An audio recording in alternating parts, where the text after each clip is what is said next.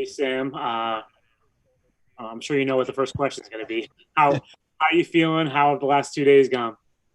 Yeah, I feel good. Last 2 days have gone really well. I've thrown the ball and, I've recovered pretty quick. So, obviously it's still to be determined. What's going to happen Sunday is, who's starting, but I've felt really good the last couple days.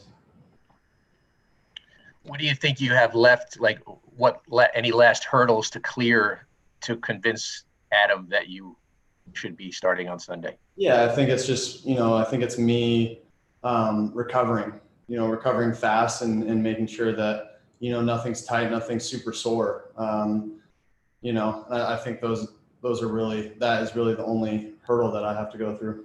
Sam, if you are back, it's possible. Again, nobody knows for sure yet, but you may have your full complement back if Mims is in there for the first time and Perriman, got back last week, and hopefully Jameson's okay.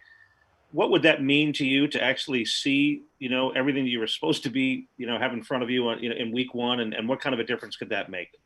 Yeah, well, first and foremost, the guys who stepped in while they were down did a great job.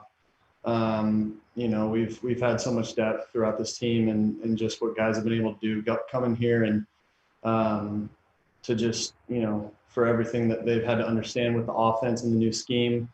They did a great job, but, having those guys back, it's great, to have a talent like Denzel in there and, BP, Crowder, Herndon, obviously everyone else as well, Barrios.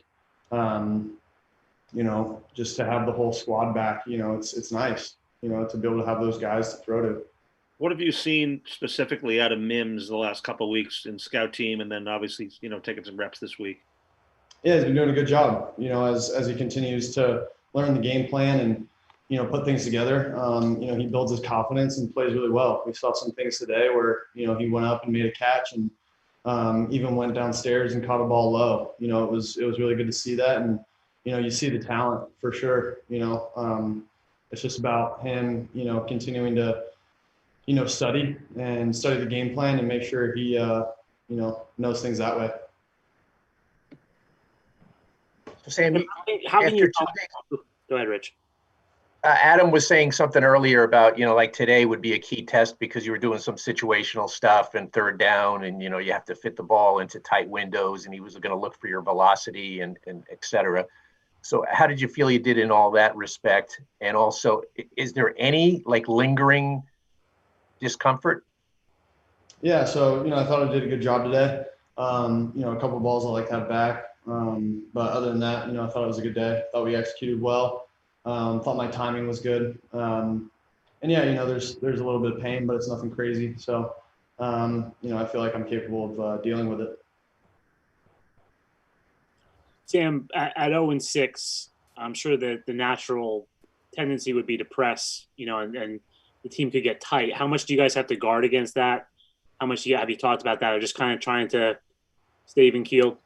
Yeah, I mean, we haven't talked about it. It's just, it's just coming in here every day with a worker's mentality. That's all it is, and we're going to continue to do that. Yeah, Matt, Adam said it's unfair to judge you this year because of all the injuries around you and everything. You haven't had your skill guys. I'm sure you're your own harshest critic. How do you think you've performed? What do you think you need to do when you come back? Yeah, I mean, I don't think I've played well enough to win. That's just shooting it straight. We haven't won any games yet, so obviously I haven't played well enough. Can you, with the record being what it is, as the only winless team, so naturally it sparks a lot of speculation among fans and media about next year's draft, and so we all know. I can't really hear you. Sorry. I know you're not muted. You're just quiet. Am I better now? No, it's kind of the same. All right. I apologize. I don't know why that is.